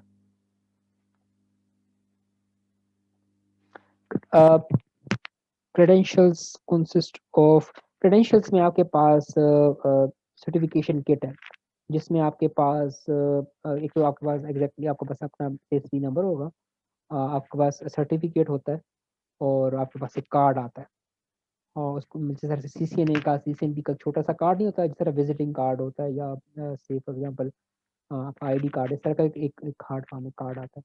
तो ये 2 चीज़ें आपको क्रेडेंशियल्स में।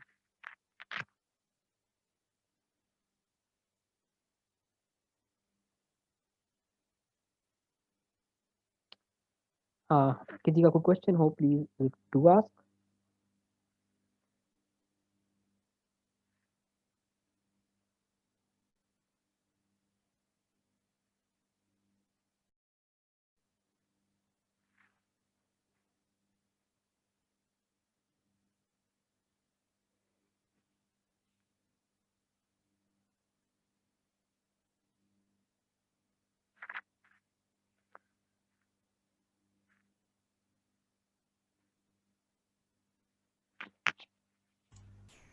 हेलो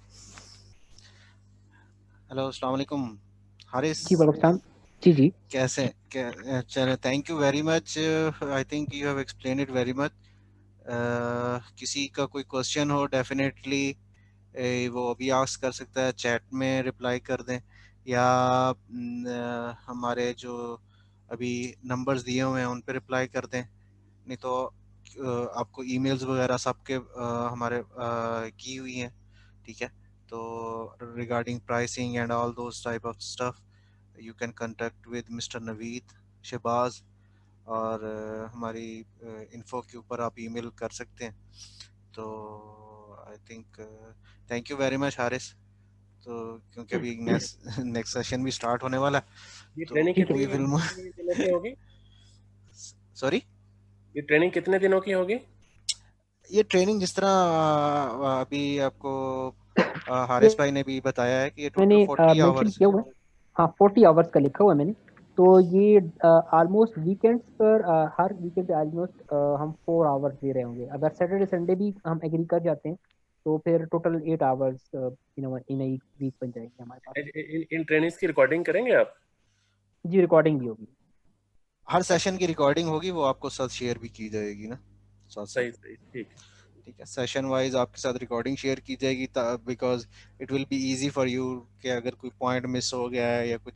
एंड देन उसके अलावा ट्रेनर के साथ और हमारे जो दूसरे टेक्निकल बंदे हैं, ठीक है, और स्टाफ है, उसके साथ आपका व्हाट्सएप ग्रुप भी क्रिएट किया जाएगा कि ड्यूरिंग द स्टडी भी अगर कोई आपको इशू आता है तो you can raise the point on the WhatsApp group. अगर ट्रेनर फ्री हैं या ट्रेनर वो देखते हैं जो हैं रमज़ान साहब, वो अगर उसको देखते हैं तो वो रिप्लाई कर देते हैं, या फिर कोई और टीम में से, ये भी हो सकता है जो टीम में ही जो आपके साथ के कुलीग्स होंगे उन्हीं को उस चीज़ का आंसर आता हो, तो वो उसको रिप्लाई कर देता। सो इस तरह करके हम इसको व्हाट्सएप और के साथ भी लिंक करेंगे। आप जितना भी ग्रुप होगा उसको व्हाट्सएप के साथ भी लिंक करेंगे कि जो भी आपको प्रॉब्लम्स आती हैं, so you can share on WhatsApp and anybody who knows the answer they will give you the answer, right Harish sir, answer. वो 2 क्वेश्चन का आंसर मेरे ख्याल में नहीं किया आपने। वो एक तो ये है कि इसको कितना अर्सा चाहिए होता है प्रिपरेशन के लिए, यानी और दूसरा ये है कि कितना टाइम इसको देना चाहिए डेली का, एज मतलब हम सब लोग जो है वो जॉब पेशा हैं, जॉब करते हैं तो। मैं इसमें ये बताना चाह रहा था कि बुक की सिलेक्शन पे होगा पहली चीज़ तो ये, क्योंकि मैं आपको ये बताऊं कि ऑलमोस्ट अगर नॉर्मल आपके पास 2 घंटे ऑलमोस्ट हैं एक क्लियर माइंडसेट के साथ रोजाना की, तो आप तकरीबन 3 to 4 मंथ्स में आप एग्जाम को अटेम्प्ट कर सकते हैं। ठीक है, 3 to 4 मंथ्स का मतलब ये कि 3 मंथ्स में आपके पास जो है ना वो एक बुक आपने खत्म कर दी। ठीक है, बुक खत्म करने के बाद फिर अपने 1 मंथ में आप आपने कुछ टेस्ट प्रैक्टिस टेस्ट किए, वो प्रैक्टिस टेस्ट आपने 1 महीने में करके आपने कुछ डाउट्स क्लियर किए, और आफ्टर 4 मंथ्स आप रेडी हो जाते हैं for taking an exam, given that कि आपने स्केड्यूल प्रॉपरली फॉलो किया हुआ है। ठीक है, अगर स्केड्यूल में कुछ इश्यूज आते हैं, आपको लगता है कि यार कभी आप दिन मिस कर जाते हैं या आप वीकेंड पे रिवीजन मिस कर जाते हैं, तो देन फिर वो 4 मंथ से आगे बात है, but normally 4 months are enough for taking exam. और दूसरा इसका गुड पार्ट ये है कि वीकेंड्स बेसिकली लिखी है प्रोफेशनल्स के लिए, अमान भाई के वीकेंड्स के अंदर जो भी आपके टाइम्स टू 2 आवर्स मिलेंगे स्टडी के लिए, ठीक है, तो नेक्स्ट लेक्चर में जो भी आप कुछ क्वेश्चंस वगैरह होगी वो आप डायरेक्ट ट्रेनर से भी आस्क कर सकते हैं। जो भी ट्रेनर पढ़ाएगा डेफिनेटली वो आप उसको रिवाइज करें और फिर उसके साथ ही आप उसको लिंक कर सकते हैं अपनी स्टडी के साथ। सो आपको एक गैप मिल जाता है 6 डेज का कि आप उसको वो भी स्टडी करें और बुक को भी स्टडी करें। जी हेलो जी अली, एक सवाल ये कि एक मिनट म्यूट हो रहा है।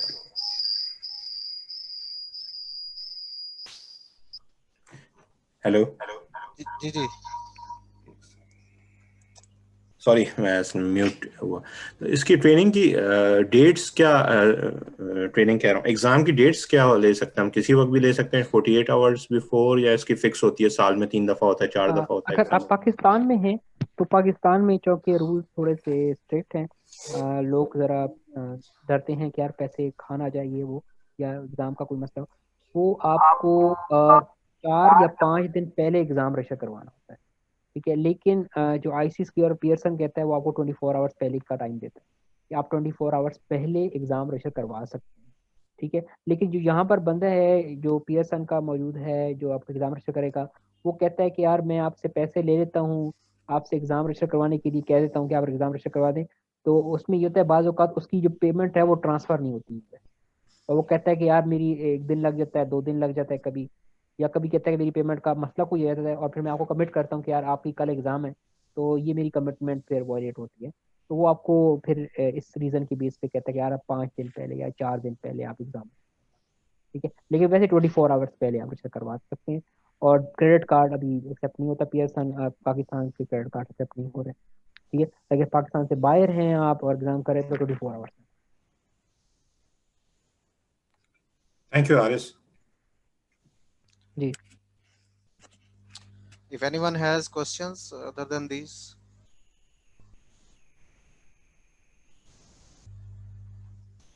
जी इमरान, पियर्सन जाना पड़ता है या घर से करा सकते हैं exam register?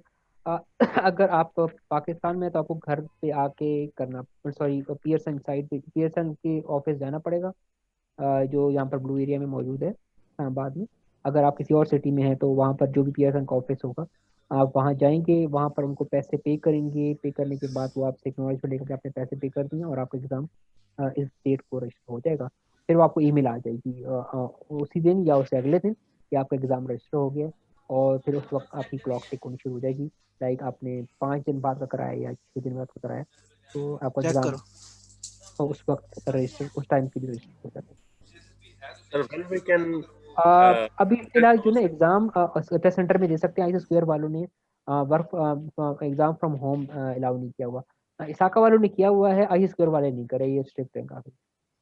Sir, when we can assess ourselves, okay, now we are prepared for exam? जी मैं इसका आंसर आपको ये किया था कि जब आप टॉपिक को की मीनिंग और उसकी आप नॉलेज उसका आपको आ गया, उसके बाद आप उसकी रीजनिंग कर पा रहे हैं और आप उस टॉपिक को एक्सप्लेन कर सकते हैं, ठीक है। और फिर ये लेवल अचीव होने के बाद जब आप कुछ क्वेश्चंस, कुछ सेट ऑफ क्वेश्चंस ट्राई करते हैं और आपको पता चलता है कि वो क्वेश्चंस आप आंसर सही कर रहे हैं विद रीजनिंग, ठीक है, तो आपका ये वो टाइम है जिसमें आप समझ जाएंगे आप रेडी हैं एग्जाम देने के लिए, ठीक है। मतलब आप किसी क्वेश्चन का आंसर इसलिए नहीं करें कि उसका आंसर बी या सी है, बल्कि आपने जब बी आंसर दिया है तो आप उसका आंसर सी, डी और ए को ना सेलेक्ट करने के रीजन के साथ दे सकते हैं। तो ये तो टाइम होगा जब आप समझ जाएं कि आपने तैयारी सही करनी, ठीक है। मतलब Just last question from my side. For example, we did not make it up to the May, as you said. So, what is the difference? How much change will happen on this say SSP exam format or the course? जी मैंने अर्ज किया इसमें almost बहुत ही negligible change आई है इस बार। जो changes आई है ना, एक आई है सिक्योरिटी इंजीनियरिंग डोमेन 3 में और एक आई है डोमेन 8 के अंदर। वो है एक चेंज है उसके अंदर रिगार्डिंग द परसेंटेज, ठीक है। जो सिक्योरिटी इंजीनियरिंग डोमेन है वो 14 से 13 हुई है और जो डोमेन 8 है वो 11 से 12 हुई है, ठीक है। एक छोटी सी ये एक 1% की चेंज है और उसके अलावा बंच ऑफ कुछ टॉपिक, बंच तो बहुत बड़ा लफ्ज़ मैंने कह दिया, ऑलमोस्ट मैंने 5 और 6 टॉपिक नए ऐड कर दिए हैं, जिसमें से मैं आपको गिना चुना के कुछ दे देता हूँ। वो कौन कौन से हैं? डोमेन 3 के अंदर कंटेनराइजेशन आ गई है, सर्वरलेस कंप्यूटिंग आ गई है। डोमेन 8 के अंदर आपके पास सोर आ गया है। इसके अलावा डोमेन 4 के अंदर आइडेंटिटी एक्सेस मैनेजमेंट के अंदर, सॉरी 5 के अंदर, डोमेन 5 के अंदर जस्ट इन टाइम एक्सेस आ गया है।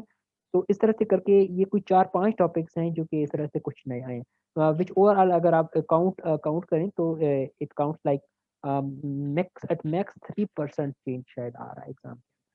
आप अभी भी एग्जिस्टिंग प्रिपरेशन के साथ चल के एग्जाम दे सकते हैं। इवन कि जो पिछले लोग थे जिन्होंने अभी मतलब जब 2018 के एग्जाम आया था तो नई बुक आ गई थी, तो लोग फिर भी 7th एडिशन को पढ़ के एग्जाम दे रहे थे। 7th एडिशन और 8th एडिशन में काफ़ी फर्क, ठीक है। एग्जाम जो IC स्क्वायर की बुक है, इवन फिर भी लोग 7th एडिशन को पढ़ के एग्जाम दे रहे थे और वो पास हो गए, ठीक है। और अभी तो बहुत ही नेग्लिजिबल है और मुझे लगता है शायद बुक आते आते भी काफ़ी टाइम लग जाएगा, तो अभी लोग इन्हीं एग्जिस्टिंग बुक्स को पढ़ के ही तैयारी कर रहे होंगे। तो होपफुली शायद एग्ज़ाम की सिग्निफिकेंट चेंज विद इन 1 और 4 क्वेश्चन जो आपको नजर आएगी, 1 to 4 क्वेश्चन नजर आएगी, वो आपको शायद कहीं अगस्त के बाद कहीं क्वेश्चन कोई चेंज होना शुरू नजर आ रहा है, ठीक है। इतनी जल्दी चेंज नहीं आती है।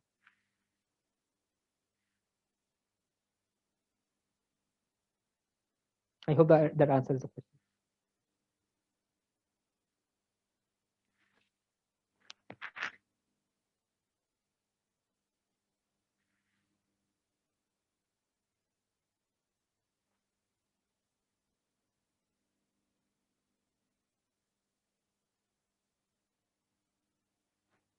हेलो,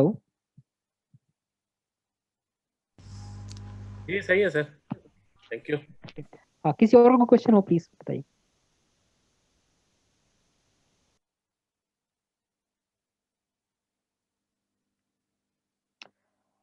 ओके फिर मैं सेशन एंड करता हूँ। I believe it was very good talking with you guys and hope to see you in the training. Thank you, good bye, अस्सलाम वालेकुम। Thank you thank you very much Haris. वालेकुम